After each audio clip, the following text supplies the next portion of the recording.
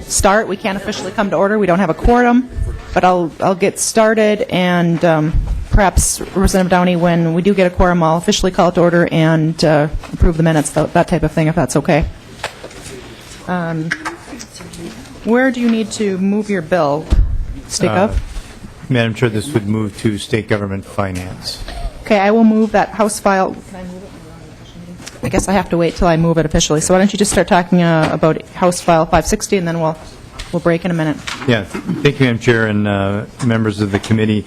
This bill allows government agencies across the state to do something that right now is in state law explicitly allowed for the University of Minnesota and for the Metropolitan Council.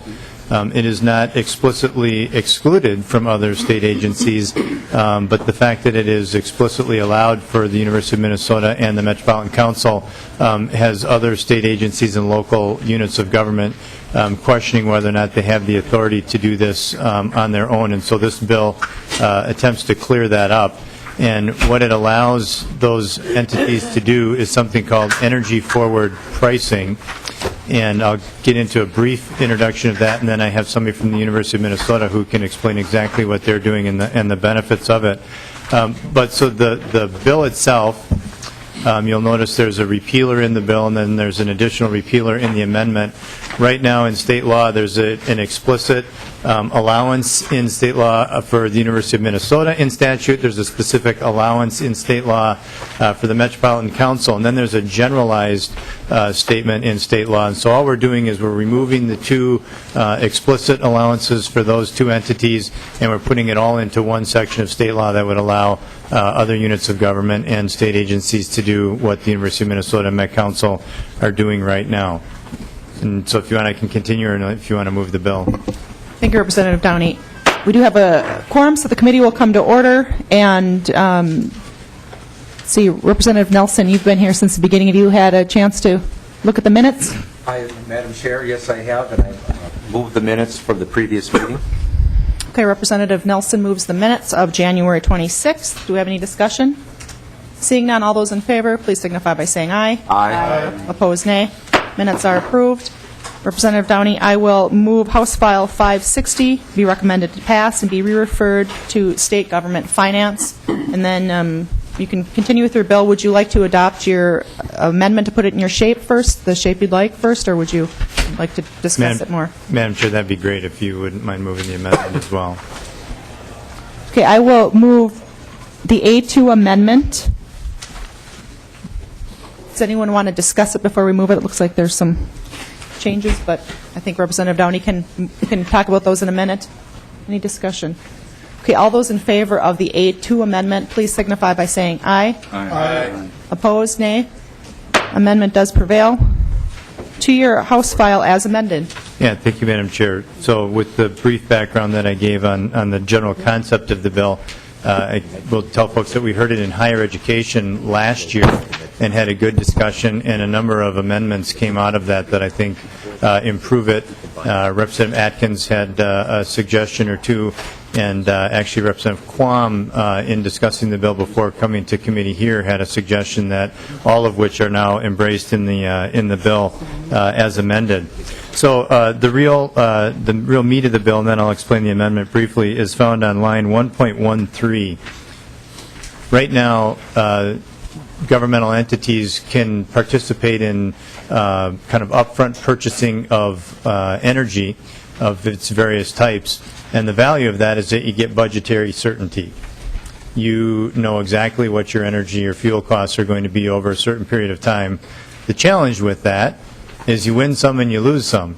If energy prices go down, you've actually overpaid from a budgetary standpoint, and if energy prices go up, you were a winner. A lot of that is by chance. And there is a mechanism that you can use relative to options and futures of energy pricing that allows you the same kind of price certainty, but allows you to actually hedge the market and make sure that you're not paying for those dramatic ups and those dramatic downs.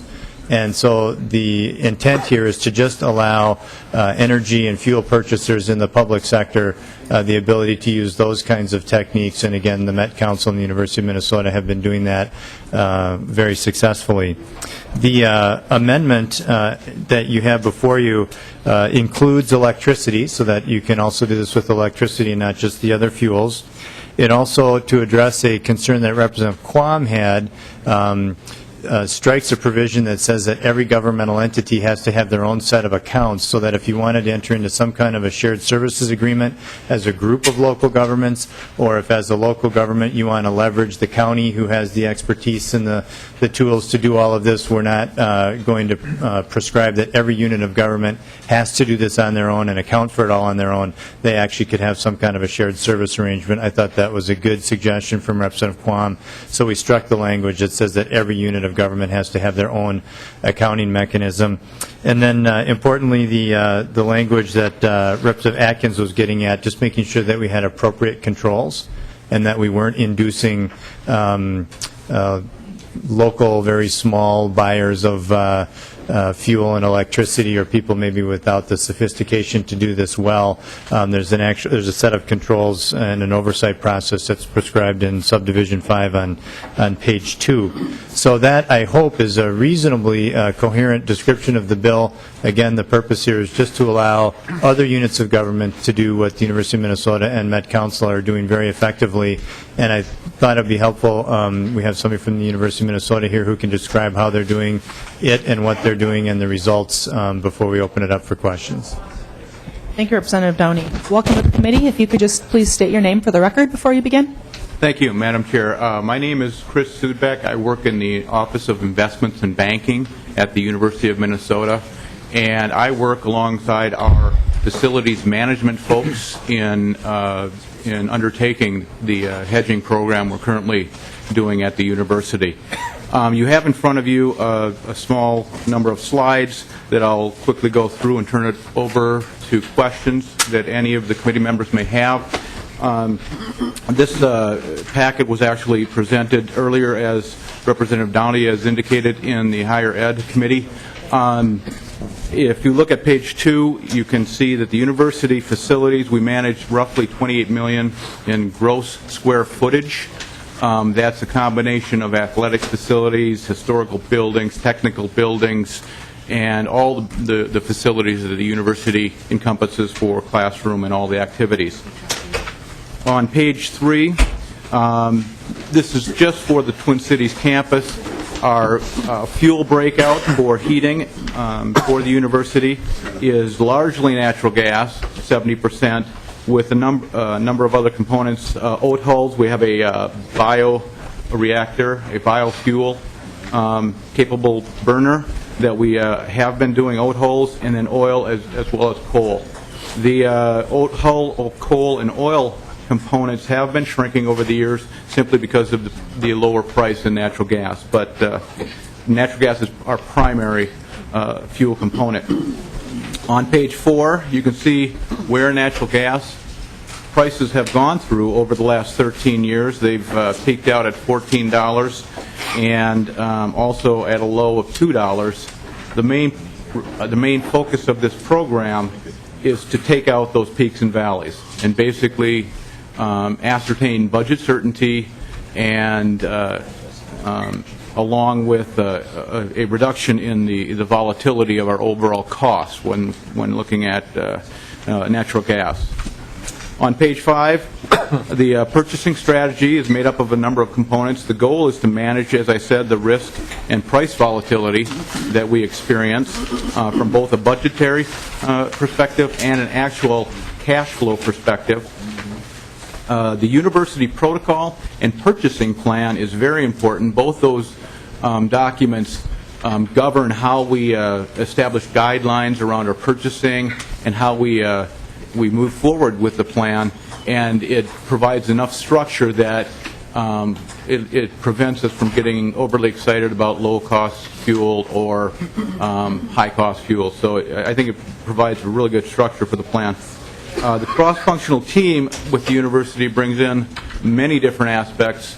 We have folks from facilities management, folks from the finance office, as well as folks from our office, investments and banking, that add a lot of different perspectives and provides a rich discussion when we come into making these decisions.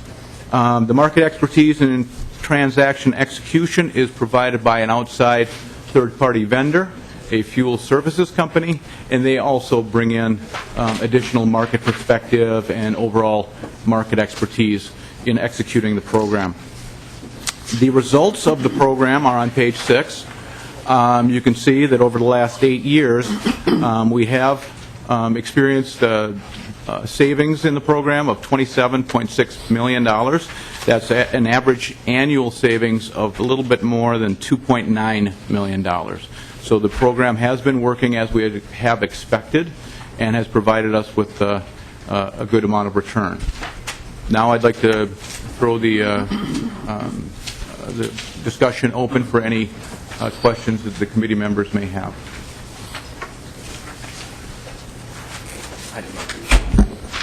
Representative Beard? Thank you, Madam Chair. Representative Downey and Mr. Is it Sudbeck? First of all, I'm aware. I'm glad you're bringing this forward. A municipality that I am familiar with has been buying gasoline forward, doing some locked-in pricing and so on, and saved the city hundreds of thousands of dollars over the last couple of years. And I'm wondering, are they doing this against the law or just absent the law? That's one question I have. Representative Downey? Yeah, thank you, Madam Chair. And Representative Beard, they are not doing this against the law. Okay. There is an ability to do this for fuel today, but they don't have the ability to do it using the options type of Okay. strategy that you're hearing from the university. And so what they have done is they have bought ahead, and because fuel prices have gone up recently, they've been winners. He's been a big winner on that whole deal.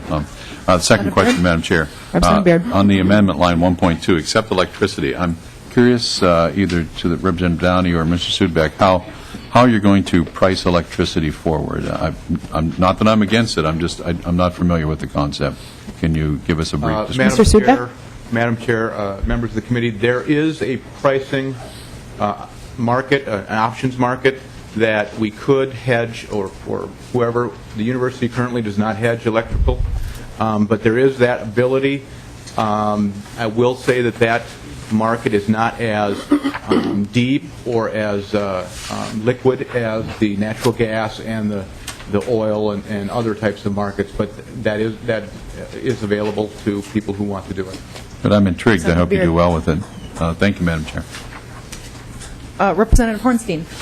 Thank you, Madam Chair. And we have a little history happening here in the GovOps Committee. I wanted to say for the record, I am voting for a Keith Downey bill. No, I think this is great, and I think it's going to save a lot of money. And I don't know, given some of the hanky-panky with, oil pricing, whether it's the manipulation of the market, the big oil companies, et cetera, and I think we also have some long-term trends, I think, that even come out of the energy industry that indicate, at least for transportation fuels, which I follow and track closely, supply and demand issues, we're going to also see an upward trend. And I'm wondering, Representative Downey, did you factor in some of that? Are you seeing the same kinds of things I'm seeing in terms of really looking at generally an upward trend, at least in transportation fuels? And because of course, there's risk if the price goes down, but I just don't see that. I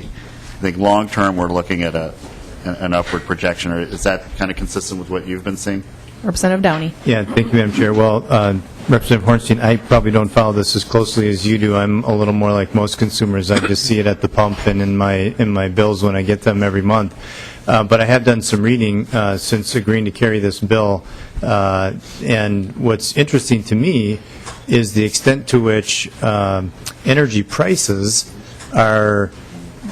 they follow the traditional supply and demand pricing mechanisms, but there is a lot of action in these kind of ancillary markets, or not ancillary, but in the markets that I think drives some of the pricing as well. So if you aren't participating in those markets, as the University of Minnesota is, then maybe you're subject to the whims there. anecdotally, as an average person, I'd say I agree with you. You'd see energy prices increasing. But the beauty of this is whether they're increasing or decreasing, the way you participate in the markets allows you to hedge against either an increase or a decline either way. Thank you, Madam Chair. Thank you. Representative Simon. Thank you, Madam Chair. I support the bill. I think it's a great idea. I actually carried, I think, probably the last expansion in 2007 of the same program. So I think it's great. And to be honest, I hadn't even heard of it before then. But so I commend you for the bill. I guess the question I have, one is more, well, let me start with the specific one on the bill. Line 2.10 through 2.14, and I'm sorry if I missed it, whether your amendment changed that at all. I don't think so. But is there a local impact note on this, or is one necessary for this bill, the costs of implementing the oversight process? Representative Downey. Madam Chair and Representative Simon, I do not have a local impact note. As we go into state government finance, my intuition is that this doesn't have a mandated cost because it's a permissive bill, but you raise a good point. I should probably request a fiscal note and a local government impact note. I'm guessing that they would be zero. The language in 210, 214, Representative Simon, was actually in large part in response to some of Representative Atkins' questions in higher ed, and it also had bipartisan support there, too. So getting bipartisan support in two committees in a row, that's great. But he was concerned that people who really didn't have the experience would be jumping into this, and so we put this kind of set of controls. You could also try and put some kind of a fence around it and say you have to be doing it at a certain volume or something like that, but that constrains them as well if they want to go into a shared services agreement or an MOU, joint powers arrangement with somebody else who's got the skills. So we put this language in just to make sure that whoever is doing it on their behalf has the appropriate controls and oversight. Representative Simon. Just a quick follow-up, and maybe we could continue this offline, but I'm wondering whether this is something worth doing for other commodities. I don't know whether it is done. Obviously, fuel is kind of front and center, but I remember back when I was involved in this issue that it seemed intriguing to me, and I don't know if you know whether anything has been done with other, commodities or items like this. It's just an intriguing concept. Madam Chair, Mr. Sudbeck. members of the committee, we do not currently. We are exploring whether or not we're going to start doing this with our gasoline expenses with our transportation, our buses, and fleet vehicles. We have not gone that far yet. As far as commodities, we would need to break out what are raw commodity inputs for that to be effective under our protocol agreement. We have not done that. We are just sticking with just the larger components of our heating cost, which is natural gas. Representative Nelson. Thank you, Madam Chair. And I, too, remember seeing previous bills that have gone through regarding for Hennepin County and Met Council, and I am also supporting this bill. And I do like the fact that not just buying and selling, but you're giving them the option. I think that'll help protect people when the market goes down. If they have an option, they don't have to exercise the option. I like that part of the bill, so I, too, am going to be voting for the bill.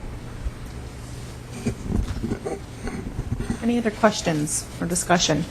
Representative Downey, did you want to wrap up, or No, are you good thank to you, go? Madam Chair.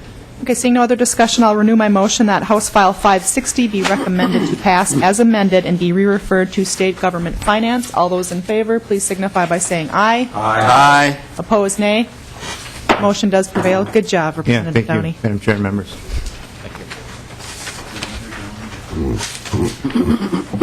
Keep that in mind, a bipartisan Downey bill. I thought I was going to cost some support.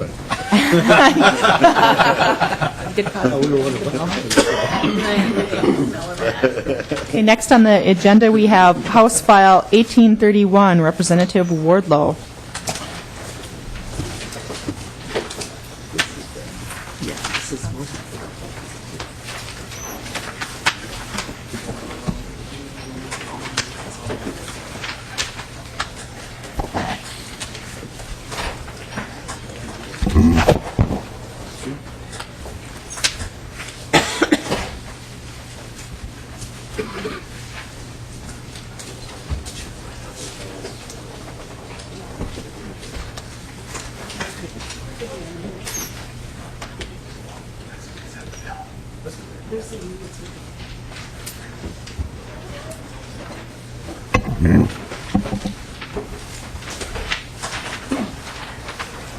Welcome to the committee, Representative Wardlow.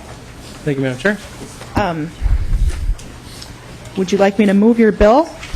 I would, Madam Chair. Okay, I will move that House File 1831 be recommended to pass and be re-referred to Commerce and Regulatory Reform.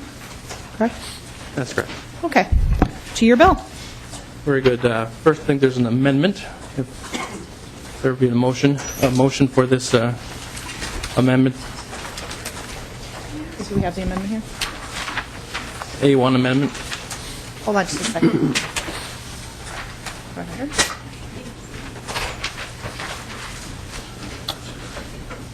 Okay. Does everyone have a copy of the A1 amendment?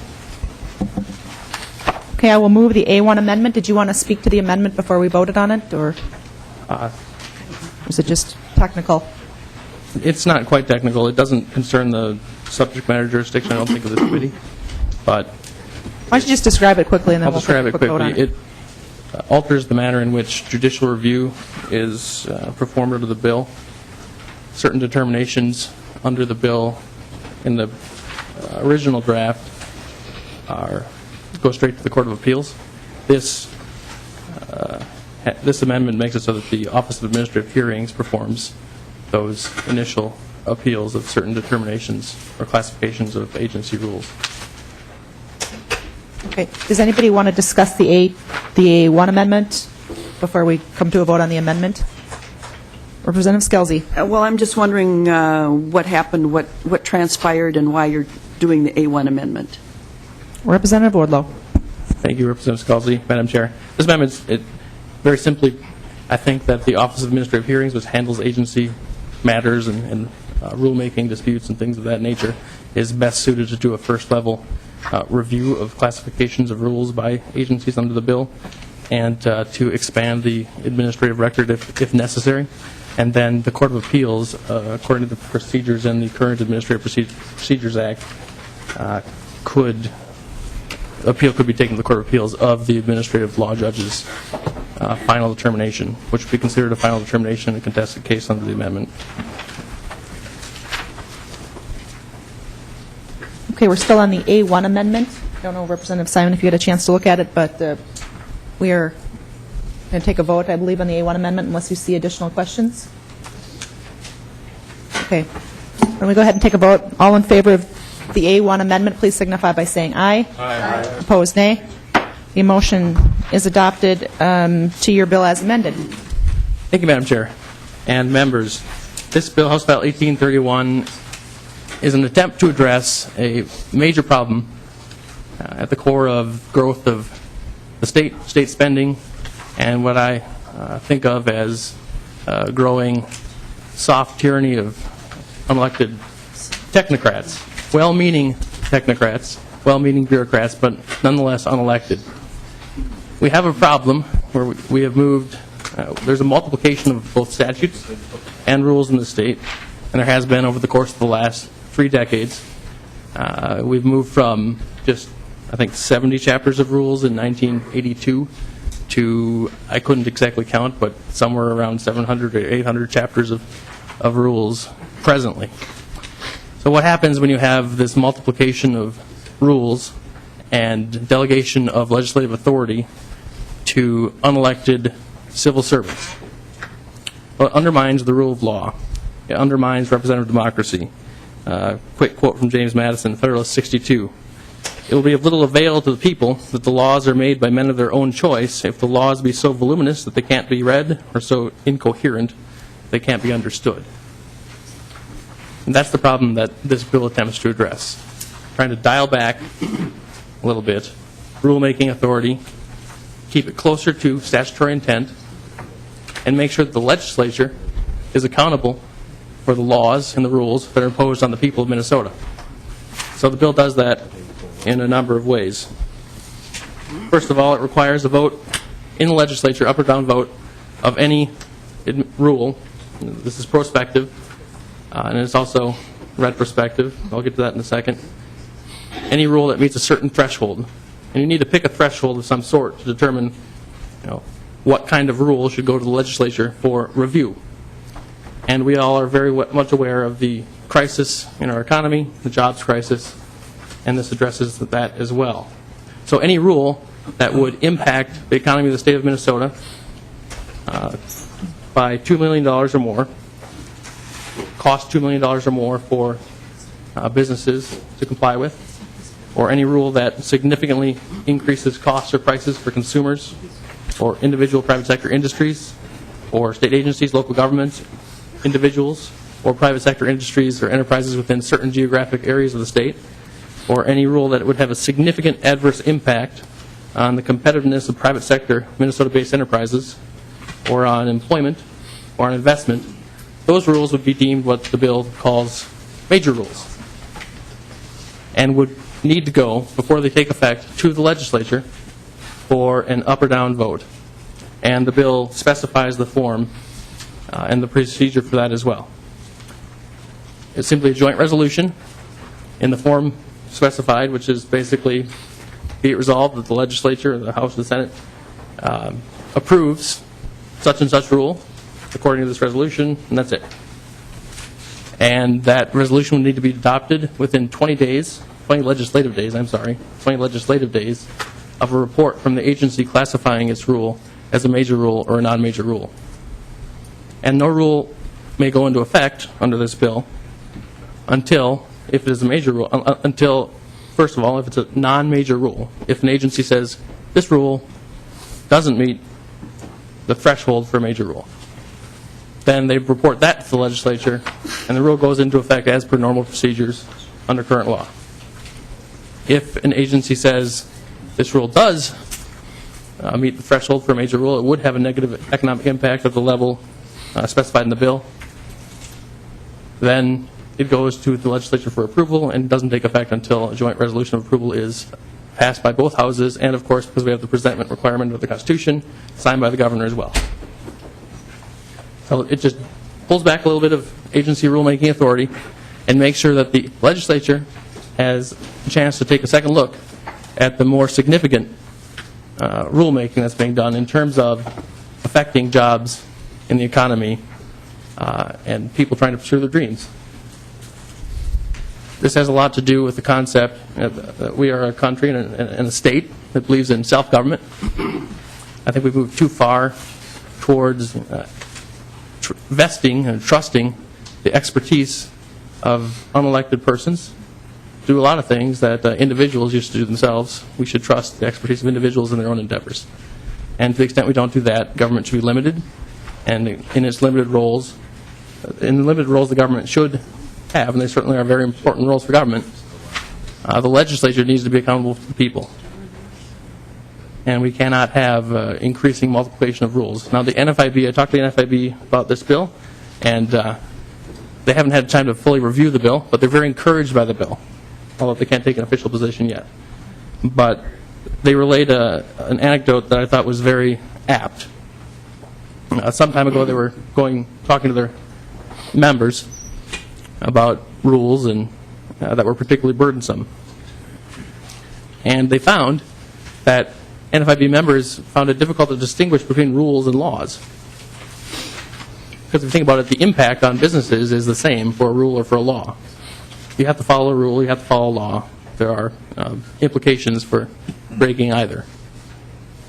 And the report came back, and a lot of things that businesses found burdensome were rules, a lot of things that they found burdensome were laws, but they couldn't distinguish between the two. So what does that say about the rule of law in our state? If businesses don't even know if the rules being imposed on them, if what's regulating them is a law or a rule.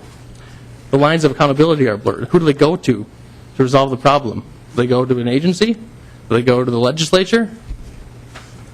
And how many of us have been confused trying to figure out the import of some particular statute or some particular set of rules and gone to an agency and got a confusing answer?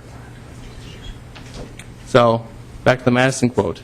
If elected officials can't clearly understand the laws we're voting on and the rules that are put into place under those laws, what exactly are we doing?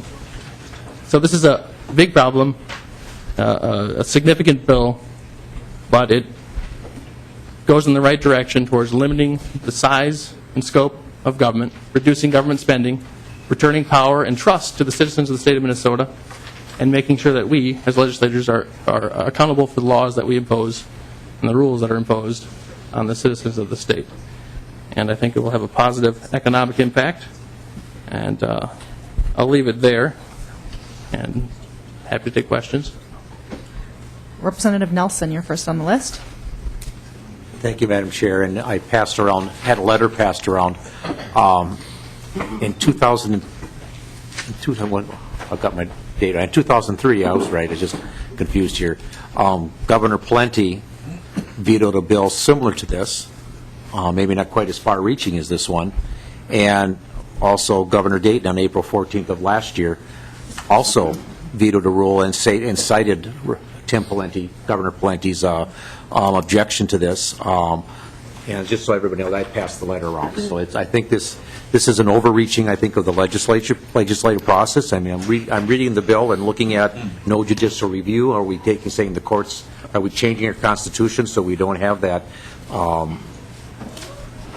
balance that we have in our Constitution, where we have the legislative branch and the executive branch and the judicial branch? And I think we're overstepping with this bill on the legislative branch and their authority to make rules and try and enforce the laws that we pass. So I have many objections to this bill, and I think as we go on to the questions, we'll bring that out. Representative Wardlow. Thank you, Madam Chair. Well, thank you. I forgot to address the judicial review portion of the bill. Now, the bill allows for judicial review in certain limited circumstances.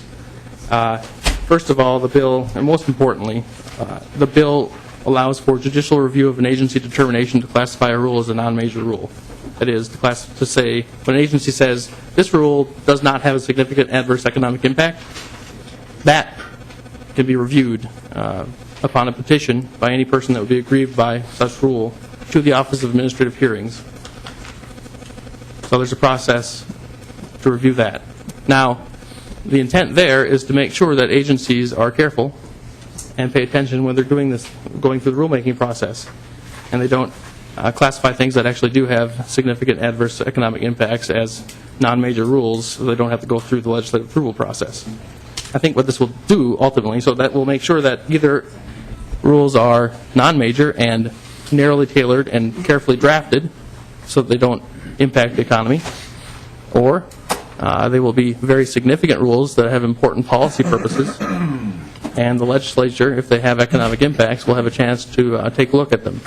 Either way, the agency will have carefully drafted the rule. It won't go too far, or it won't go beyond the statutory purpose, and the people will have a little light will be shed on the more major rules because they'll go through the legislative process. So there is judicial review in that sense. And I haven't seen this letter you're referring to, the veto letter, and I don't know to the extent to which those proposals were similar to this proposal. We'll get you a copy of that letter, Representative Wardlow. Did you have a follow-up, Representative Nelson? Well, in his presentation, he talked about costs and how much is this going to cost. I mean, reading the bill, every rule that's on statute is going to be reviewed every 2 years. I mean, the cost of our staff and our time, the legislature is going to be tied up with just reviewing all the rules that are out there. And I guess I have concerns about if a rule doesn't get reestablished, say a clean water rule, and because it's null and void because it has significant impact, and I agree that they do have significant impact on employers and businesses in the state. But if I'm harmed because company XYZ pollutes the water that runs down in front of my house that I end up having to drink, and I don't have the ability to go after them because the rules are no longer valid. I guess I have concerns about this bill all the way along, and the constitutionality of it, and again, I guess it's just the whole thing. I think it's a very bad bill, and I think it's a bad way to go. And as both Governor Dayton and Governor Plenty in the past have said, I think this is a bad precedent to set, and I believe that when this does get to the governor's desk, it probably will get the same veto letters we have seen before us. Representative Wardlow. Madam Chair, Representative Nelson, thanks for those comments. I disagree. I think it's a good bill. Now, keep in mind that this bill does not automatically delete any rule or nullify any rule. It doesn't do that. All it does is requires agencies to classify their rules as either impacting the economy in a negative way to a certain extent or not.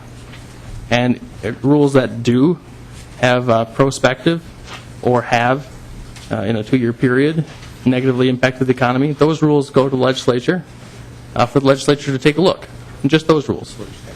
And if the legislature decides that the rule is too costly, or the agency has gone beyond the ambit of the statute under which the rule should be promulgated, or finds other good reasons why the rule should not stand, the legislature can then go ahead and vote the rule down. Or the governor could veto the bill, the joint resolution as well. So it gives the governor a little bit of authority that way too. But nothing is automatically canceled. No rule is automatically canceled by this bill. It does require a review of all existing rules by each agency to make that determination about whether there's an economic impact, but that's something agencies already do under the Administrative Procedures Act. 14127, legislative approval of rules is already required for rules that impact businesses that have less than 50 full-time employees if the cost of complying with the rule, proposed rule in the first year after the rule takes effect would exceed $25,000. And that, so agencies already have expertise and have the capacity to make these kinds of determinations and are actually required to do so. So it's not that big of a change in that regard, at least. The change that's more significant, and I think much needed, is simply that rules that have very significant impacts, rules that affect Minnesotans in the pursuit of their dreams and the pursuit of their businesses and trying to improve their lives and build their families, those rules, costly rules, come before us, legislators, so we can pass on them. And then the people have more information and they can see who to go to, and we can be held to account if we make the wrong decision. And it's not just in the hand, the process is not solely in the hands of unelected civil servants who are not accountable to the people directly. Representative Wardlow, could you just clarify on Representative Nelson's question? Are both non-major and major rules under your bill, do both of them sunset, or is it just the major bills would sunset? Oh. Could you just clarify that? Every 2 years under the bill, and I'd be open to suggestions on that time frame. Maybe it could be lengthened or shortened, lengthened perhaps 3, but non-major, all rules would be analyzed every 2 years to determine whether they have had significant economic impacts or are likely to continue having such impacts.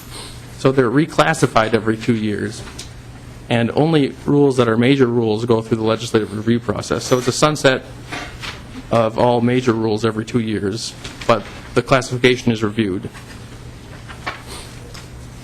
So it would just be, it would be bills that have an adverse effect or impact on the private sector economy of $2 million or more would be the ones that would could sunset. Okay. Thank you. Representative Nelson? Madam Chair, that's the point I have. Like I said, on page 8, on line 8.28, starting there, it says each major rule shall expire and become of no force and effect. And like the example I gave of Clean Water or Clean Air Acts rules that are out there, that they would become null and void. And if they didn't get reauthorized. And that's right here in the bill. That's the wording of the bill. Each major rule shall expire. To me, that means it goes away. I mean, there may be some other term that the attorneys have, but to me, that means it goes away, and shall have no force and effect. So me as a private citizen, I'll have no recourse but to go after, because there's no rule preventing them from doing this. Like I said, I think this is, again, this part of it and other parts of it, I think are egregious and are bad, and make this a very bad bill. Sure. Yep. Representative Nelson, I just wanted to clarify that it wasn't all just the bills that have the $2 million. So I just wanted to make sure I understood that correctly. Let's move on to Representative Scalzi. Thank you, Ms. Chair. I guess I don't quite know where to start, but you had mentioned soft tyranny, and I'm not a James Madison expert, so you got me there. But But to legislate a limit on debate, to say that after 2 hours of debate, it shall be in order for any member to move the previous question, that's sort of hard tyranny to me. There's lines in here that are telling the legislators what they must do. This isn't a may, this is a shall. Shall move the previous question.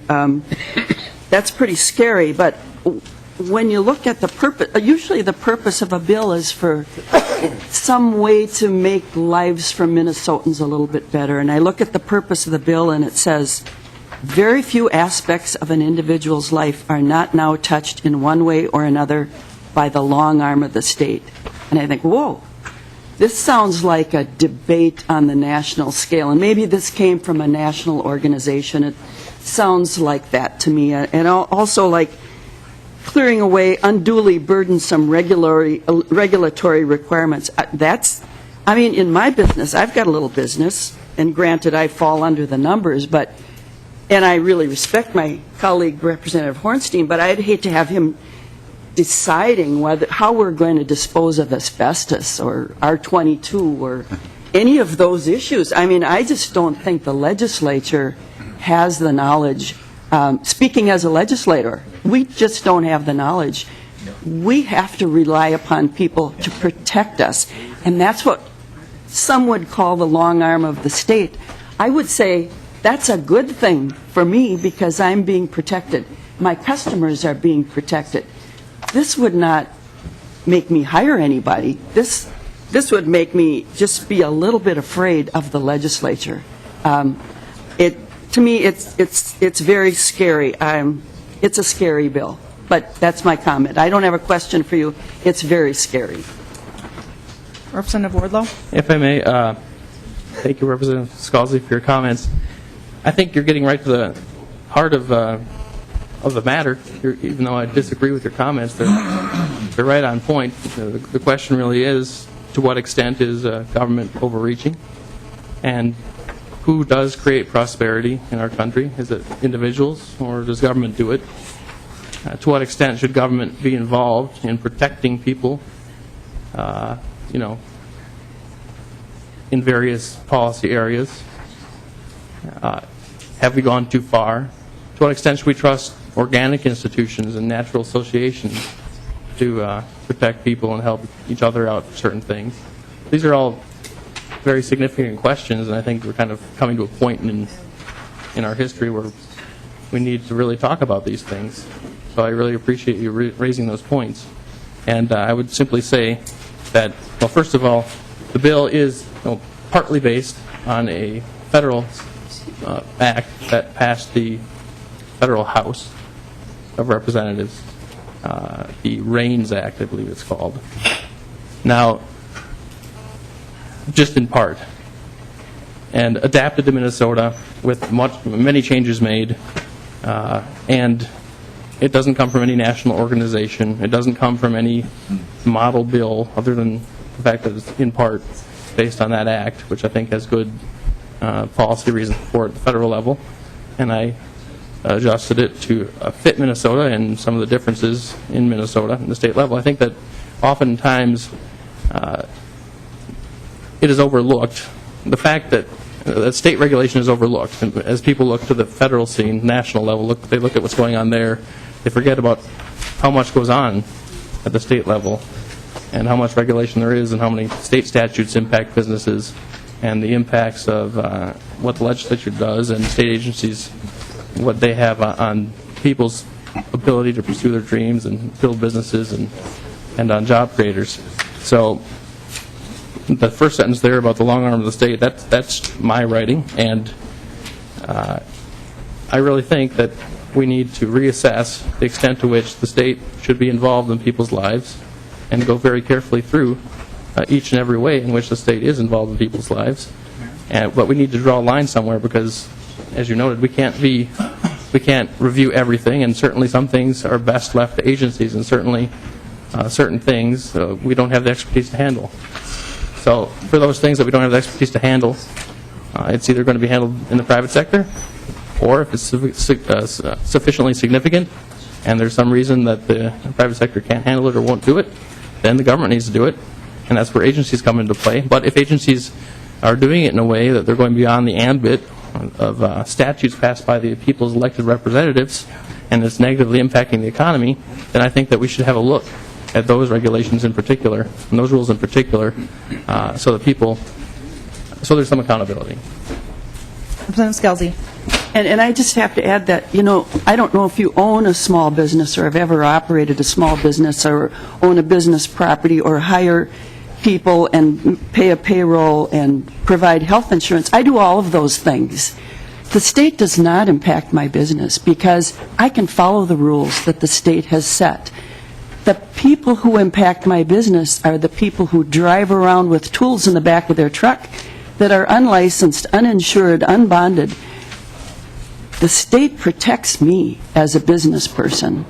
If I lose that protection, I lose my business. So you have to be careful when you talk about the long arm of the state assisting businesses, because it does help businesses, and it keeps the bad guys out, and it protects people. When you talk about people's lives, we need protection for people's lives. If I run my business in a bad way and my people are dealing with natural gas, if I do it in a bad way, we're bad people. The long arm of the state is necessary to require that I'm bonded and that I follow all these rules that I have to follow.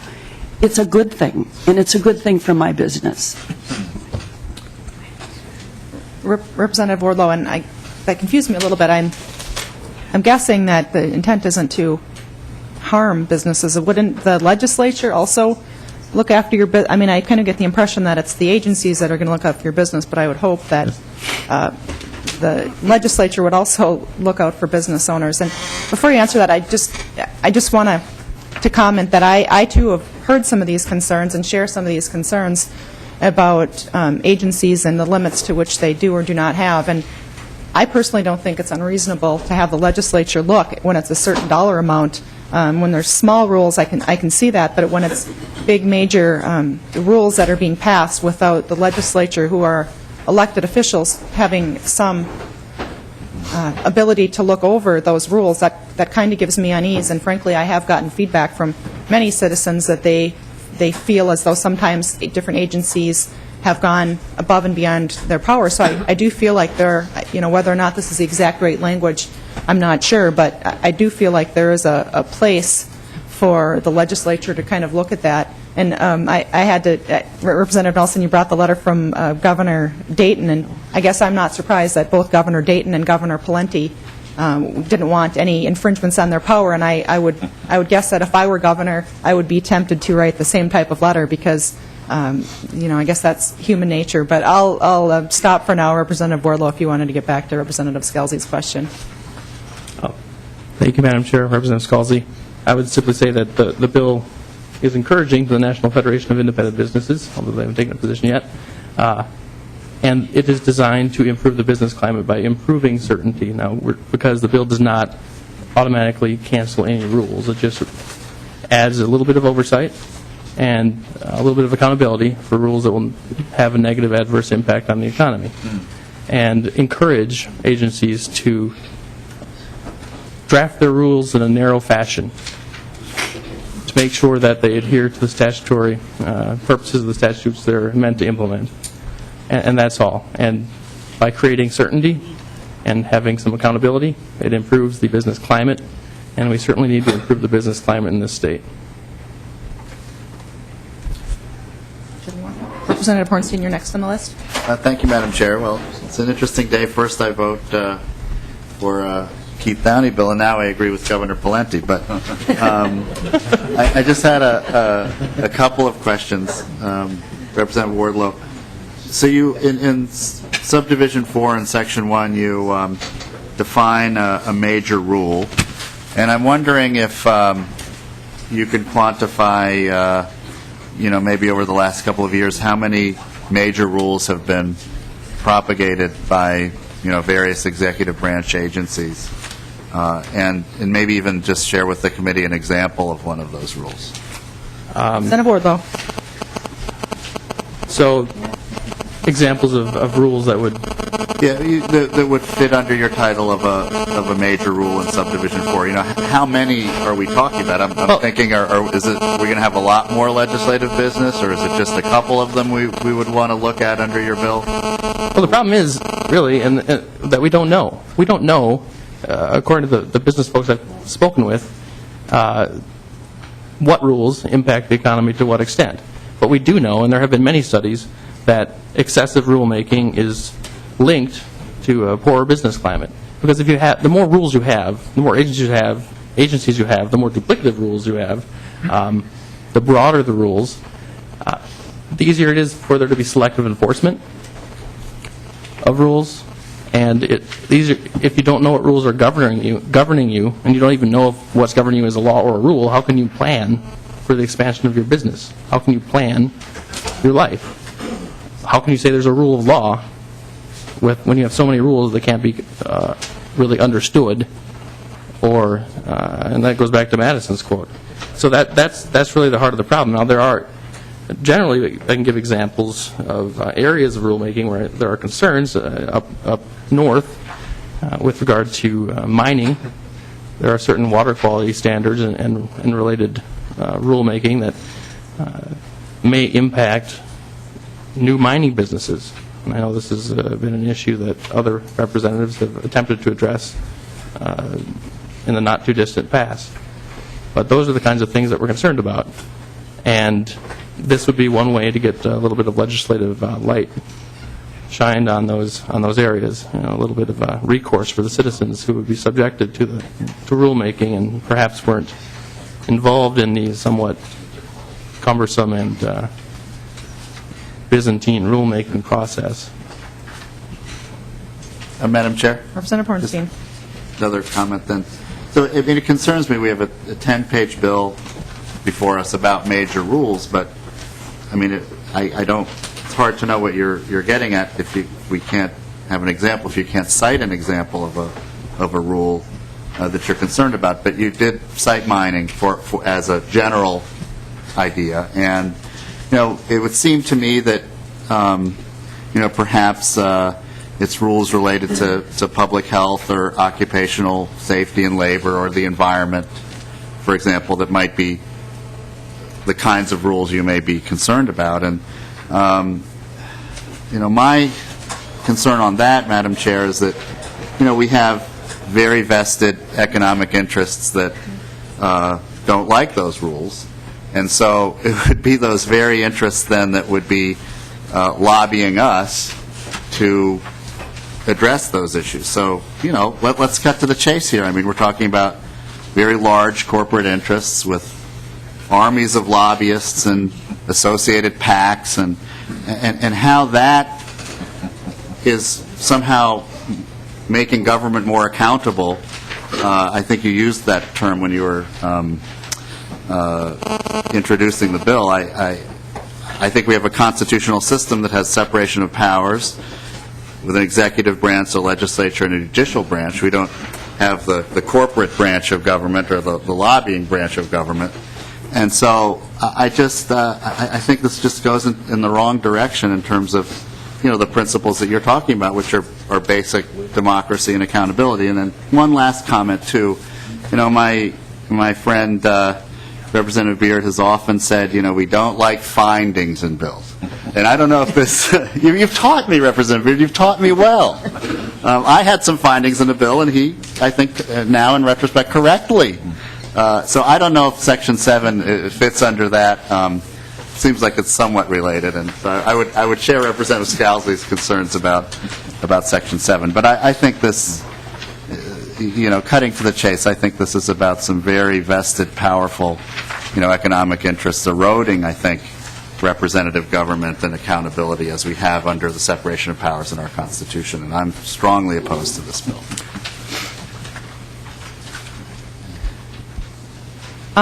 We have several people on the list. I have 6 members that want to talk, but we also have some agencies, I think, that want to make some comments. Would everyone be okay to hold off on questions until we got the agencies, or do you need to? Yeah, is that okay? So at this time, I will open it up to some agencies for their testimony on this bill. And then after that, we'll resume with questions where I left off on the list.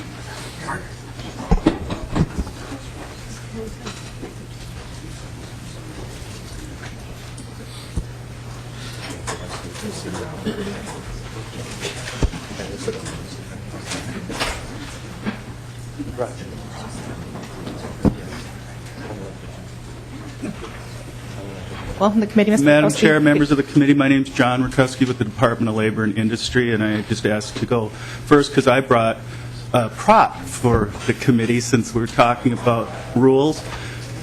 This is the 2012 International Building Code that we are in the process of adopting rules later this year. It's one of 12 to 15 of these books, I've been told, that the advisory committees, which are made up of industry, are currently contemplating. Because of a variety of reasons, we have not updated the International Building Code for 6 years.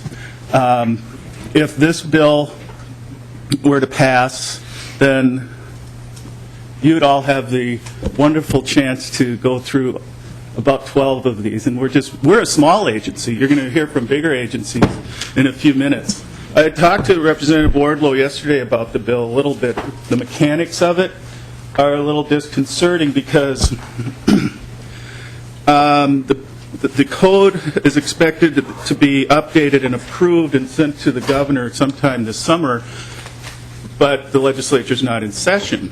And the industry would be kind of in this in-between world of which code should we be adhering to, the 2012 code that is now completed or the one from 6 years ago. And even if they went ahead and started building to the 2012 code, they still stand the chance that when you see this in 2013, you could reject it, and then they'd be out of compliance to the code. Representative Scalzi's licensed with our department, and she brought up the other point, which I hadn't thought of, and that is the number of unlicensed and unregulated work that would be done in OSHA or in the construction business. So I guess our concern is these rules are put together for safety and health reasons, and not just because we're trying to hurt small businesses. And with that, I'll just leave it and take it over to the department. Commissioner Beeman, welcome to the committee. If you could just identify yourself for the tape. Thank you, Madam Chair and members. I'm Michelle Beeman. I'm an Assistant Commissioner with the Minnesota Pollution Control Agency. And along with a number of the other agencies, just wanted to convey our strong concern about this bill, both from just a broad policy point of view, as I think indicated in the letter that Governor Dayton sent last year on this, as well as Governor Palente's view. This is a wholesale upending of how our rulemaking and our rule execution of the statutes would be done. I think it would make it logistically impossible for us to keep moving forward on a lot of ways, just because of this 2-year constant churn and turnover on very technical rules. But I think it also is just, it's a shift of power, legislative and executive branch, that needs, if it were to be done, should be very, very, very thoughtfully structured so as not to bring gridlock to what is everybody's goal, both legislatively and in the executive branch, of having people's lives have clear rules, have certainty, have predictability, certainly to move businesses forward, but this would create chaos in our view. The PCA, as I'm sure you know, as I've mentioned in another bill, we are a delegated agency. We have a lot of federal laws and statutes and requirements that we need to implement on a regular basis. And over the years, we have built up, we don't have 12 volumes like that department, but we have a volume of rules about this thick that have been very carefully done over the years to deal with the intricacies of hazardous waste management, the scientific details of what comes out of air pollution equipment stacks, of what is the interrelationship between pollutants in our water system and aquatic invasives and dioxins. I mean, these are all very technical aspects that, with all due respect, I think go beyond well-meaning technocrats of the people on our staff. We are scientists. We are engineers, people who have dedicated their careers to serving the public in bringing the best science and the best technology and the best approaches for managing very potentially hazardous chemicals and the things that in the laws that this body passes in wanting to protect the citizens, the water and the air and the land. Our agency works very hard to make sure that the rules are carrying out that legislative function, but are doing it with the expertise and the knowledge of people who have been schooled in this work and who come to work every day trying to do that very well. I think on the front end of the bill, which would require that new rules come back before this body, I think the time frame and just the logistics of getting it before session would make it hard where there are rules that would actually help. But it's a little unclear from this dollar threshold. Probably most of our rules would be considered major rules. I mean, we just have that impact across a number of industries with pollution control equipment. We will be in that major rule category. And I think to bottle things up at the front end is very tough. The sunsetting is very tough. I can't imagine how every 2 years, even on a reviewing basis, coming back and having this body, you would have no time for anything else to be able to start looking at whether 4 parts per billion of dioxin is the right thing to have in our rule, because it does have widespread impact, or whether the liners under landfills should be 4 millimeters or 5 millimeters thick. Those are the details that are in our rules that really the legislature shouldn't be bothered with. You want those engineers and experts to be the ones wrestling with it, and I think to churn that every 2 years would be very, very challenging. And finally, I do think that if the EPA, as a delegated state, if the EPA were to see a structure in place such that our rules would be coming up every 2 years or potentially going away every 2 years, there is the very strong likelihood that they would seek to take the delegation away, because it would be a very unworkable structure in terms of guaranteeing the certainty that the federal pollution control rules are being followed. The practical implication means that then businesses here would be going to the EPA to get their permits. Doesn't mean the regulations go away. It means they're going to Chicago or Washington, D.C. and trying to deal with a bureaucrat, far away in terms of getting their permits. I don't think that's what Minnesota wants. I think we are closest to the businesses here and to the unique circumstances here. And I would challenge and say, in terms of the transparency to the citizens and being accountable and unelected on the side of the executive branch, recall that as part of the Administrative Procedure Act and doing any rule, there is public notice and comment period. There's actually a very structured, defined period where citizens can comment, businesses can comment, and the agency has to put in writing its response. It has to have a statement of need and reasonableness on any rule being passed. That's more, frankly, than a lot of the statutes are passed. I mean, clearly this is a very open process, but things can happen very quickly here. Rules don't happen quickly.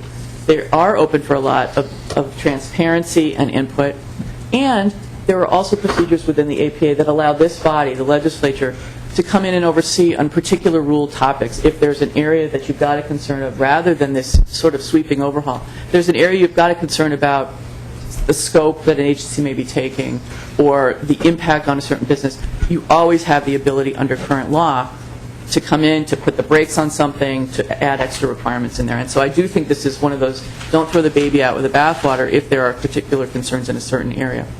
But that's the PCA's concern, is we do know that the federal implications of the rules that we have to implement would be very challenging if we had to every 2 years come back to you with water pollution and air pollution and dioxin and asbestos and all of those other technical things that we regulate. Thank you. Thank you. Ms. Batsley, will you be, or did you want to respond, Representative Wardlow? If I may, just briefly. Okay. First of all, thank you all for your expertise in public service, and certainly we all appreciate it, and there's nothing in this bill that would prevent an agency from continuing its function. What this bill does is simply provide some legislative oversight in a structural way, an automatic way, so that the people can understand what their government is doing and have a little light shed on it. And if there are particular issues and particular rules, they can be brought to the public's attention that way.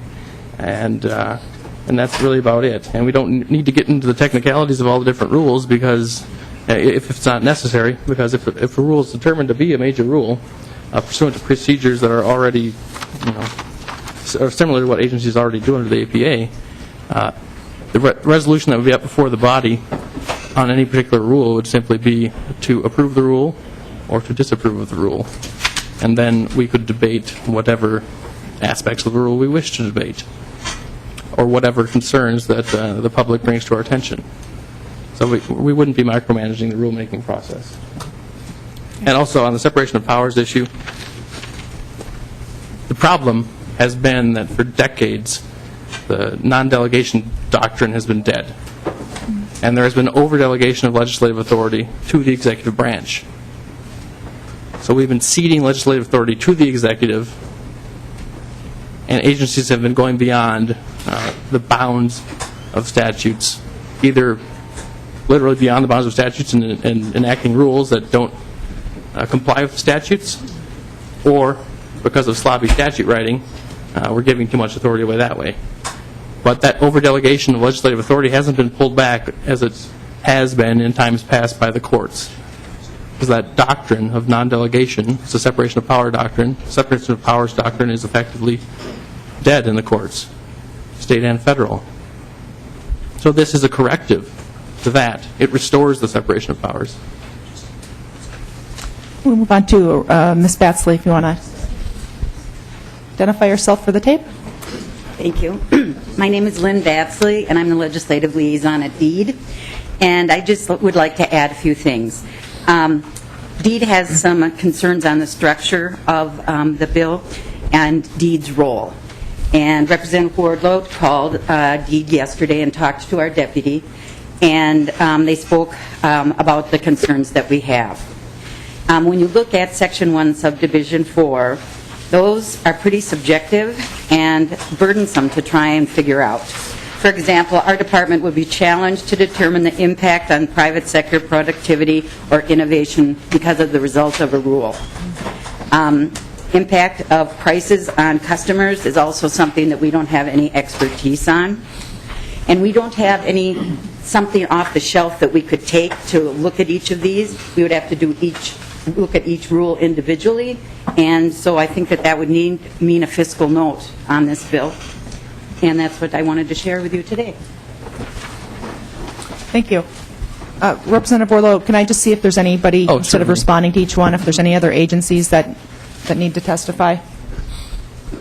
And if not, you can respond quickly, but we do have several questions, so if you could just kind of limit it at this point. Quick response. I did discuss the bill with Deputy Commissioner Paul Moe at DEED yesterday by telephone, and he indicated that DEED would be able to provide some assistance with certain aspects of making the determination as to whether a rule is a major rule in particular, where costs are available, that kind of information.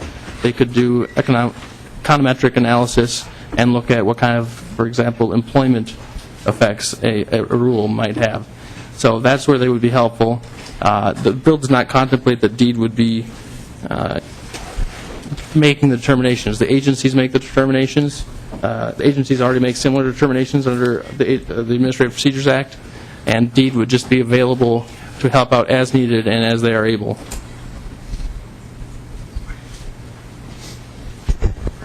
All right. Looks like the folks who want to testify have testified. We'll go back to member questions now. Representative Quam, you were on my list. Thank you, Madam Chair. Representative Wardlow. To me, this boils down to two things: legislative intent and then the continued validity and impact of rules. Because we all know as technology and our employment and company base changes, some things that may have been minor in the past present themselves as being more major.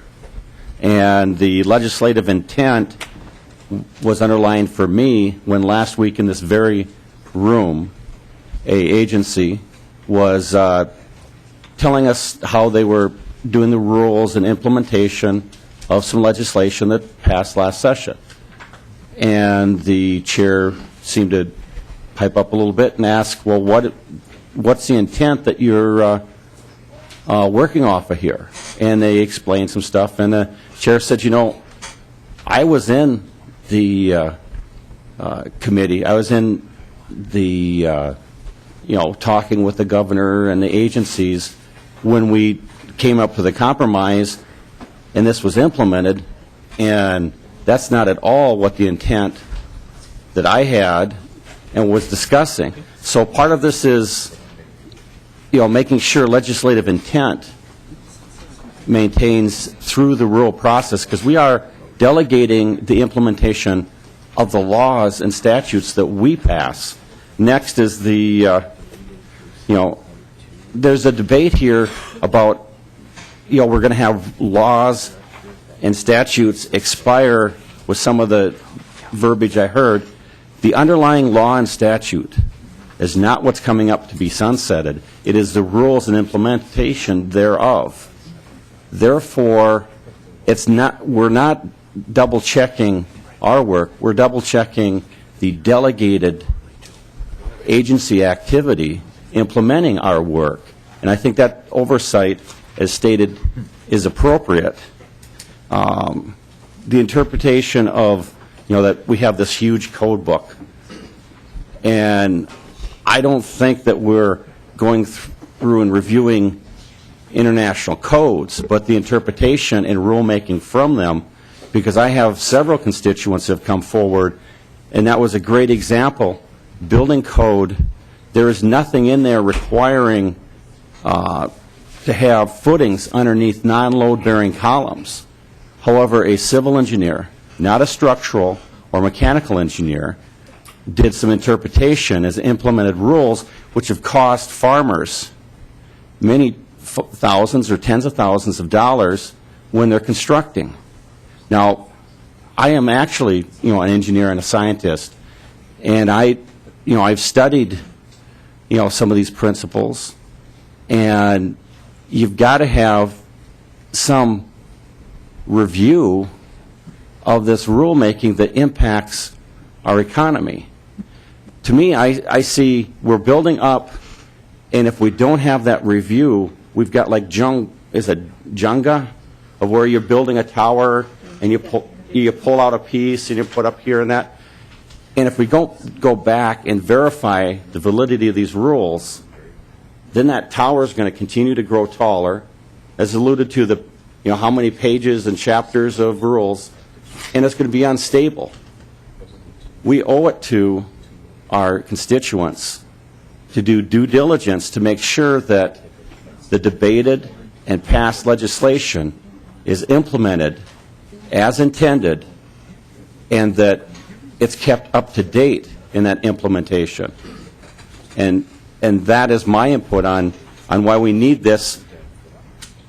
And so I'm going to be supporting this activity because I feel I owe it to the people that elected me. Thank you. Representative Erdahl, you're next on the list. Thank you, Madam Chairman. And I think it's important to have a better understanding and review of the rulemaking process. I mean, rules have the impact of law, and they are often made by unelected people. In a general sense, several times a year, I'll have someone come up to me and say something like, "What did you guys do in the legislature? This law that you made is, screwing me up in this way or that way." And, as someone who reads every bill from, page, first page to last page and hangs on every word, sometimes I can't figure out how that could have been. I don't remember passing that law. And then I realize it happened through rulemaking. And so we are being accused of things, of laws that we passed that actually were rules made by people who weren't elected. I think that we should, have a good handle on that and how this is happening, what is happening.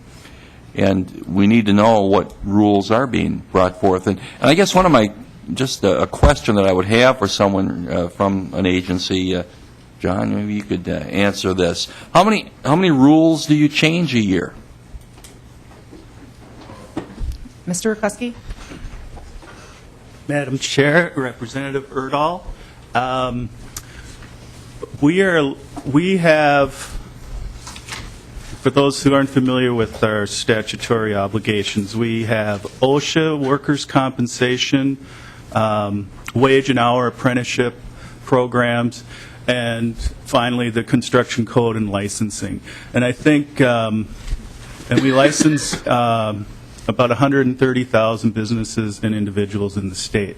Rulemaking I understand from our attorneys, in the area of work comp, we update the medical fee schedules for doctors and pharmacists once a year, every October.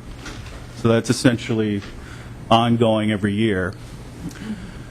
And in the areas of plumbing, high-pressure piping, and electrical, that's actually done by advisory boards to the commissioner. Our attorneys serve as counsel to the boards, but the boards are made up of people from the industry. And to answer your question as succinctly as possible, I'd say at one of the 4 divisions, there's rulemaking going on all the time. Representative Berdahl. Thank you, Madam Chair. But the question becomes, and maybe PCA or someone else can answer too, are we talking a few rule changes a year? Are we talking dozens a year, hundreds? Any idea?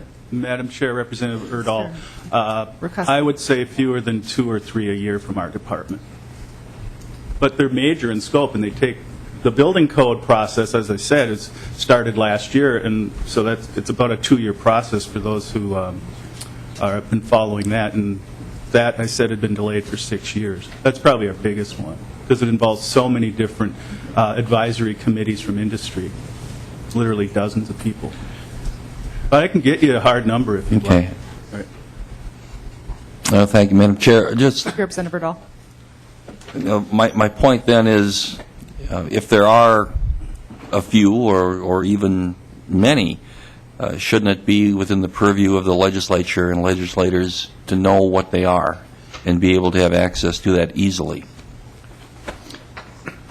Representative Beard.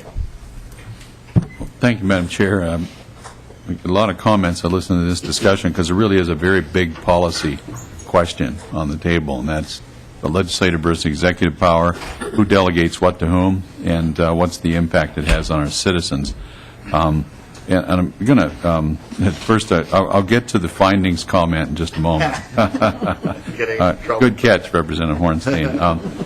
But I want to make a rebut a comment that was made. I think Representative Hornstein made it, that he sensed the nefarious hands of big business behind this that basically want to run roughshod over the citizens. And I've got to tell you, I'm thinking of just 2 anecdotal stories I'll tell you very briefly, neither of which involved a big business. One was a respected small business you'd all recognize if I would use his name. The other involves some neighbors. There is apparently a drainage way that runs through the back of our neighborhood. Didn't know that. Just know that whenever the snow melts, that's usually where it melted last, and that's where it ran. But most of us mow our yards right back to the edge of the brush line and so on and so forth. And one day, people were tramping through our neighborhoods, putting little stakes in the ground, saying this is some sort of a protected waterway. Pretty much all it said. And I'm not saying the words exactly what it said, except I was really annoyed that nobody ever knocked on my door and asked me if they could walk across my yard and put stakes on my lawn, or the church next door, or the neighbors down the street. And then one of the neighbors came over a little later, several weeks later, and said, this note was posted on my front door because he continued to mow his lawn past that little white stake right to the edge of the brush line where he'd been doing for 30 years. And it told him that he was in violation of the law. He could only mow to that stake, and that if he went past it, he would be fined and dealt with accordingly. He said, what did you do to us? And I said, much like Representative Berdahl, I don't remember voting on this. I don't know where this came from. But somebody from one of the environmental agencies is out there tramping through the neighborhoods, deciding that something is now off limits that we've been using before with no notification to any of us. And apparently it has to do with some federal waterway rules. Again, it's part of the rulemaking process, and we had no recourse. It just, people started showing up. These are private citizens. These aren't big businesses. The other one, I was having lunch with one of my friends who employs several hundred people in the Twin Cities in the construction business. And I was just this was just before session started, and I wanted to know how things were going. Are you sensing an uptick in the economy, or how are you looking for the year? Because you've weathered a couple pretty tough years. He said, we can deal with the economics. He said, but you know what's scaring the living daylights out of me? The avalanche of regulations, the avalanche of new rules and regulations is going to do us under. And I said, well, what are we doing to you? He said, it's not you guys so much as it's the feds. But he said, you guys have to implement this stuff. And for instance, he told me, he said they have these little city trucks that run around with pup trailers and the little mobile forklifts for forking bags of cement or cement blocks off the back of their trucks. They've been running them for 30 years again. But he said, I just got, a couple of my drivers got pulled over this week. The tickets totaled over $300 because he did not have the appropriate flag on this little forklift that he's had on the back of his truck for 30 years. He even called the manufacturer back east and said, what is the signage I'm supposed to have? They hadn't even heard of the rule yet. But somehow our commercial enforcement division had and was out merrily writing tickets for people who had unapproved equipment with unapproved signs on the back of their trucks. This is just another anecdotal example of the avalanche of rulemaking that's happening that goes right past us. And as chair of the Transportation Committee, I got to tell you, I had never heard of this before. I still can't get a straight answer on where this came from, except it's a federal requirement, apparently. So anyhow, is it a good thing, back to the big policy question, that somehow elected officials have some sort of a review and consent process or something like that? I think it is. I think it is. And so I'm very sympathetic with the thrust of the bill and what Representative Wardlow is trying to do with this bill. However, you have the misfortune of this being your first committee, and I'm sure, Madam Chair, there's going to be many more stops. And can you remind us of what the motion is, where it's going next? Representative Beer, the motion is that this will go to Commerce and Regulatory Reform next. Oh, I'm sure there'll be a handful of them beyond that. And as you do that, I would advise you to, I'm just going to give you a piece of advice here because I heard this debate at its very conclusion in the Florida legislature 2 years ago.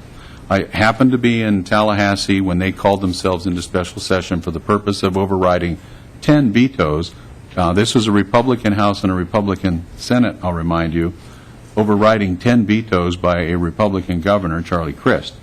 One of them, in fact, I think it was the third one on the docket for the day, was the responsible rulemaking bill that had actually passed bipartisanly, and the governor vetoed it. Now, it's a fun and long political story about why he did this, something to do with the U.S. Senate run and so on. But the point is, the bill had been so thoroughly vetted that out of 120 legislators, it had over 100, I think it was over 105 votes on the veto override, and when it passed the legislature. I don't think it went quite this far, but it had sort of the effect of every rulemaking agency had to submit to every legislative committee, its responsible committee, and legislative committees could pick certain rules and call back for legislative action instead of just letting them become law. Although that rarely happened, they wanted to assert that authority, and so on and so forth. You may want to investigate the Florida model, Representative Wardlow, my suggestion, and figure out, maybe talk to some of the authors, how did they get to bipartisan support for this? How did they get it to such a level that it was overwhelmingly had a veto override? And I'll remember that the hue and cry that caused it had something to do with septic rules and water rules that came out of the agencies that affected just the regular folks. Nothing about big business. It was an avalanche and an outcry from just little people who were being hit broadside with confusing and unanticipated rules that one of the agencies there was making. You may want to check into that story. Last point I'll make before I yield, Madam Chair, and I'm not asking for comment. I'm just saying I'm going to be okay voting to move this to the next committee because this bill has a very big reach, and I think some of that reach needs to be dialed back. I think some of your positions need to be thought through, but you're new, you're enthusiastic. I appreciate that. This needs to be done in some fashion. This could be a vehicle for getting to that fix. When you do a bill, and I've seen a lot of them in the Energy and Environment Committee, usually the findings are the first thing we put in the bill. It's sort of the press release. And if you want to call a press conference and use Section 7 for why you're doing this, that's fine. But usually after the first committee, we like to see those go away. I'm not going to move to strike that at this moment, but I'm sure that someone will in the Commerce Committee, or if you could see fit to do so when you go to the Commerce Committee, the first thing the author should make is the motion to strike Section 7, because I think you've kind of made your point, and that would be appreciated by those of us that enjoy good legislation. Good luck with this, Representative Wardlow. Thank you. Representative Sanders is next on the list. And then after that, I have Simon, Nelson, and Winkler. Thank you, Madam Chair and members, and thank you, Representative Wardlow, for bringing this discussion forward. I do think it's an important discussion to talk about who cedes how much of what authority, what relationships the legislature has with the executive branch agencies and so on.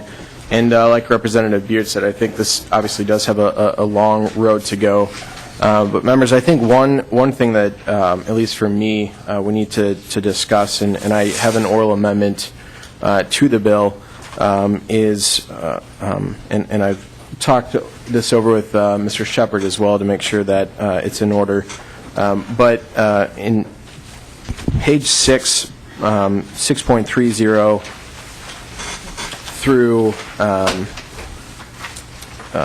page 7, line 7.2, and then similarly 7.5 after motion, deleting everything through 7.13. And what this does, members, is in these two sections, it's basically talking about the rules that we abide by on the House floor, but in particular to moving the previous question. I personally don't believe that we should be codifying such language in a state statute in a bill such as this. I think that those should be items put into our House rules if agreed to by the majority of the body, but that should be where that debate takes place. We do not currently have those rules in the House rules. So, Madam Chair, if it's in order, I would like to offer the oral amendment on line 6.30 after the word motion to delete through line 7.2, and then again on 7.5 after motion to delete through 7.13. And if there's any questions or needs to be read appropriately, Mr. Shepard is prepared to do that as well. Okay. Representative Sanders moves an oral amendment. Mr. Shepard, could you repeat that oral amendment? And Madam Chair, I do have this written down for Ms. Henson, and I will give it to her in a minute. But on page 6, line 30, delete everything after the period, and then delete page 6, line 31 through page 7, line 1. On page 7, line 2, delete the words shall be in order. Page 7, line 5, delete everything after the period. And then on page 7, delete lines 6 to 13.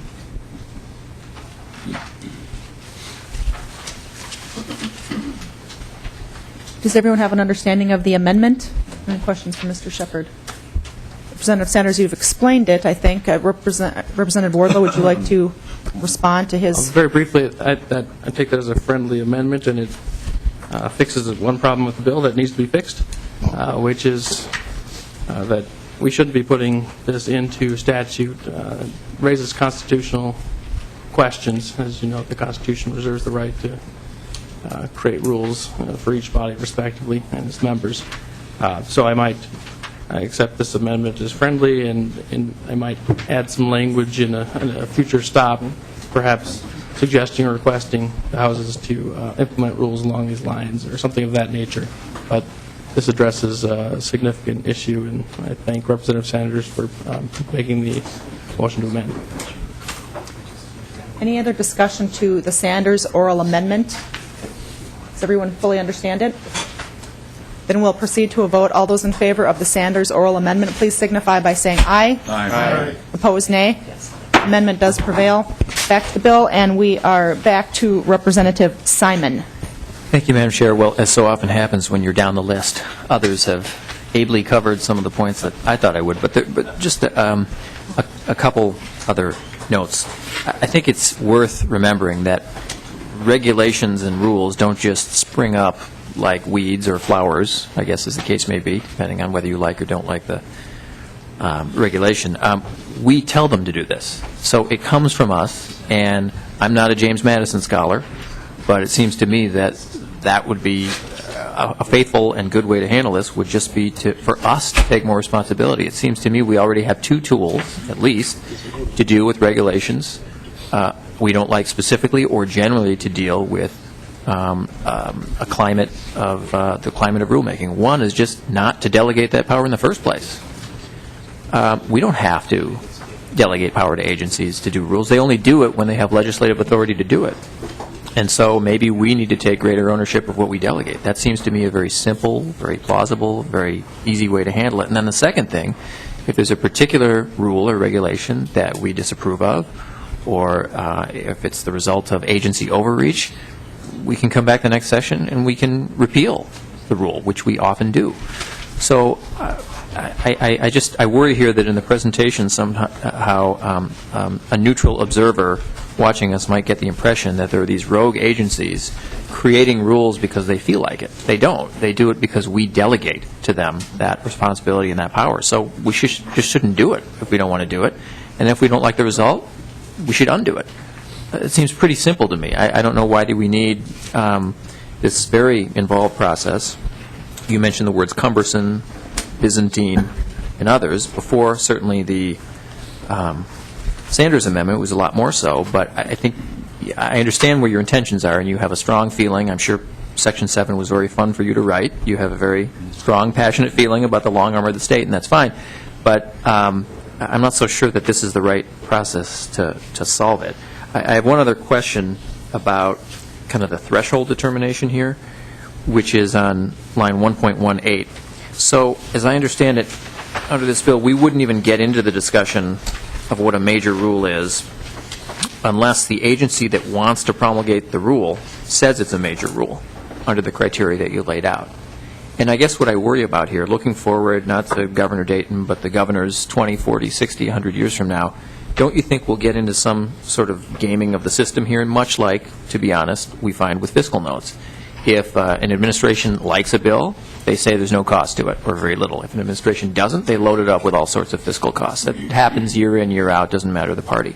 Wouldn't the same thing happen here? An agency that really likes a particular regulation will say, this isn't major, this isn't $2 million. Or if it is, it's more than offset by other effects to the economy or other dynamism that it unleashes in other areas, that kind of thing. Aren't you worried that this is just kind of a companion of the fiscal note process where it's subject to the whims of the executive branch? Representative Wardlow. Thank you, Madam Chair. Thank you, Representative Simon, for those questions. With regard to your first 2 points, the tools that we currently have, clearly they're not adequate. The multiplication of rules themselves indicates that something more structural, something broader is needed to rein in rulemaking. Certainly you're correct when you say that we can pass a law that annuls a rule, and certainly you're correct that agencies should only be able to promulgate rules according to what we allow them to do and the intent of the statutes that we pass.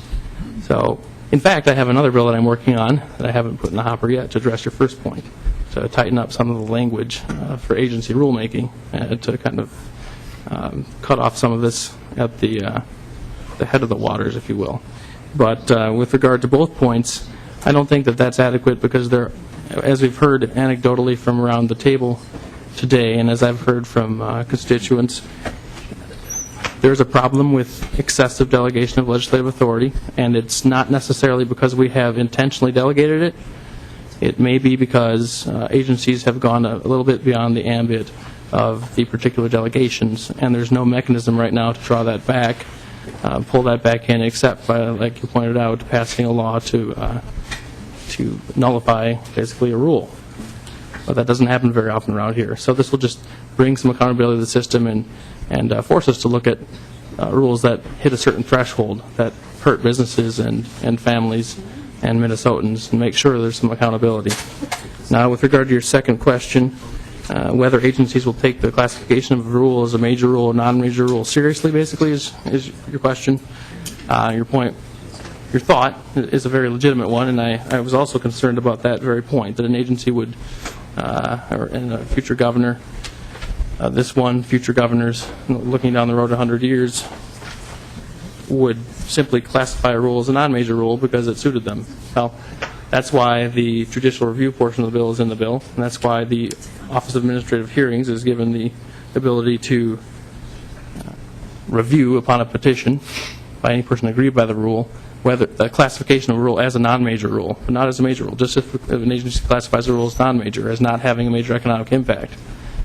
That's challengeable. And if the classification was made in bad faith or arbitrary and capriciously or not based on substantial evidence, then the Office of Administrative Hearings, the administrative law judge, can order the rule null and void, and that same rule cannot be brought up in the same biennium, so there's a consequence there. But, of course, a more narrowly tailored rule could be brought up. So that will encourage agencies to make sure that they're taking the classification seriously, and they won't be able to just classify a rule as non-major because it suits them. So I appreciate that concern, and I think the bill addresses it. Okay, we've got about 5 minutes left of committee. Perhaps we can go to Representative Winkler, and then I just have Nelson on the list, and then we can decide if we want to vote or come back tonight or what we want to do. Thank you, Madam Chair, for that very subtle threat. That was not a threat. I was always leaving it open to discussion. I see. Representative Wardlow, the concern, I guess, is in part that agencies are issuing rules without adequate consideration for things like Representative Beard talked about, which would be notice, ability of regulated parties to implement them in a cost-effective manner, whether or not the rules are necessary, whether they're duplicative, whether they are really achieving the purpose set out in the law in the first place. And I think those are all legitimate concerns to raise about any rule or any rulemaking process. But I have to wonder what James Madison would think of our seriousness as legislators about passing a bill, moving it on, and working on it later on the fly with such far-reaching implications and really doing a pretty shoddy job of legislating ourselves when we're complaining about shoddy rulemaking. The anecdotal stories are part of what we actually do as legislators. We hear stories. We respond to constituents. If there are concerns, we try to pass laws that fix them, or we weigh in with agencies to try to get a little bit of relief for people. That's part of the feedback loop of lawmaking that involves the agencies, involves the legislature involves the public. And, this looks more like a talking points kind of bill rather than a real bill to me. It reminds me a bit of the Sunset Commission, whose most recent report didn't have any sunsets in it. It made great talking points, but they looked at all the agencies and decided to do nothing. And I'm sure everyone's time was well spent in deciding that they should do nothing. But essentially that's what the last Sunset Commission talking point bill reform that this body passed amounted to. I think, as in many regards, the legislature should actually work on fixing its own house before it blames others. And Representative Erdahl, if you think we need to review rules, ask the chair. We do oversight. I'm sure the chair would be more than happy to actually get an understanding of how many rules are passed and whether the process works, whether there's duplication and notice. All those things actually take work, and they're not as easy as a press release or as a statement of findings about James Madison. They actually take hard work. So I think in the spirit of doing some hard work, we should not move this bill on, and I would move that we lay this bill on the table and request a roll call. Okay. Representative Winkler has moved that we lay this bill on the table. Is that your motion? Yes, ma'am. Okay. You asked for a roll call? Yes. A roll call being requested. There will be a roll call on the Winkler motion. The clerk will take the roll. Representative Pepin? No. Representative Murray? No. Representative Nelson? Yes. Representative Beard? Nay. Representative Green? Yes. Representative Hancock? No. Representative Hornstein? Yes. Representative McFarland? No. Representative Simon? Yes. Representative Quam? No. Representative Erdahl? No. Representative Sanders? No. Representative Winkler? Yes. Representative Scalzi? Yes.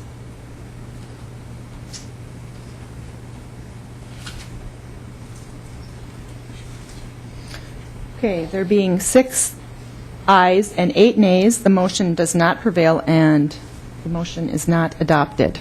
Back to the bill. Did you have additional questions, Representative Winkler? Well, Madam Chair, just one final comment. I know that the National Federation of Independent Business and the National Chamber of Commerce for several years now have been complaining about uncertainty, regulatory uncertainty, as one of the things that's holding back the economy.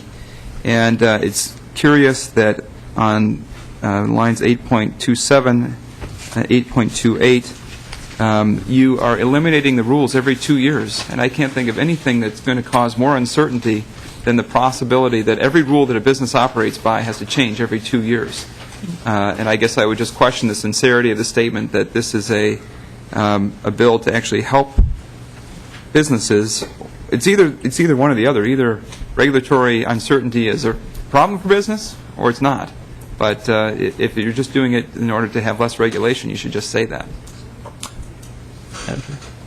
A brief answer, Representative Wardlow? Yes, very briefly, just to clarify, looking at that section, the sunset section, it does not kill all rules every 2 years. What it does is it requires that the agencies look at the rules, submit reports as to whether they're major or non-major, and then if they're non-major, like I said before, they continue along, no change. If they're major, the legislature gets to take a look, and there shouldn't be any change. The judicial review mechanism of the classification is intended to make sure that rules that are close to the statutory intent, and the entire process will result in more certainty, because rules will either not have major economic impacts and will be more narrowly tailored that way, or that if there will be significant policy rules that the legislature should take a look at periodically, and but nothing is automatically repealed by this bill. Representative Winkler, did you need did that clarify things for you? Well, Madam Chair, I don't want to risk your wrath of having to eat my dinner here in committee to talk about this bill any further. But I just say that they do expire unless the legislature reauthorizes them. The major bills, not all Major bills. Right. Just want to clear that for everyone. Representative Nelson, you were the last one I had on my list. Did you still? Thank you, Madam Chair. I guess Representative Simon said a lot of what I had to say, but another point came up. You know, we've talked here that other bill or other places they can get rid of them. It's been shown that we can do that. If people have unreasonable rules that they think are there, they can come to legislatures. We can put in legislation and redo these rules or eliminate these rules now. So I think this is just going way too far. But the subtle suggestion that the chair made about carrying this on or having coming back later tonight and doing it is an example of why in my earlier testimony I talked about we're going to be burdening the legislature with a lot more stuff to do, and with limited time that we have in current statute of the number of days we can meet, we're going to be spending a lot of time doing this. Otherwise, we're going to be running out of time in committee, like and the subtle reminder that was earlier and previous committees where we keep reminding that subtly that when we have other bills to do, we don't have enough time to do this.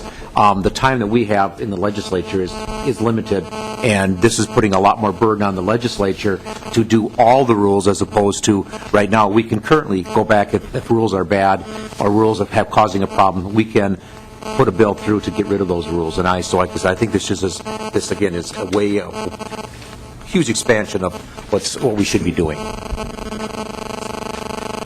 Okay, that was the last member I had on the list. Is there any other questions? Okay, seeing no other questions, I will renew my motion that House File 1831 be recommended to pass as amended and be re-referred to the Committee on Commerce and Regulatory Reform. A roll call having been requested, there will be a roll call, and clerk will take the roll. Representative Pepin. Aye. Representative Murray. Aye. Representative Nelson. No. Representative Beard. Aye. Representative Green. No. Representative Hancock. Aye. Representative Hornstein. No. Representative McFarland. Yes.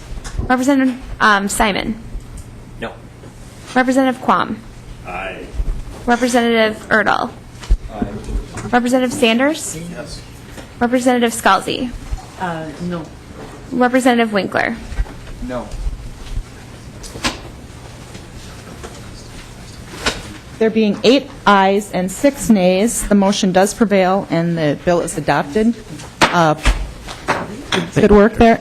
Just before we go, I just wanted to, not to end on a sad note, but I wanted to let you all know that Representative O'Driscoll lost his father last night to a battle with cancer, and so please keep him in your thoughts and prayers. And without seeing any other housekeeping business, we will adjourn and meet tomorrow morning.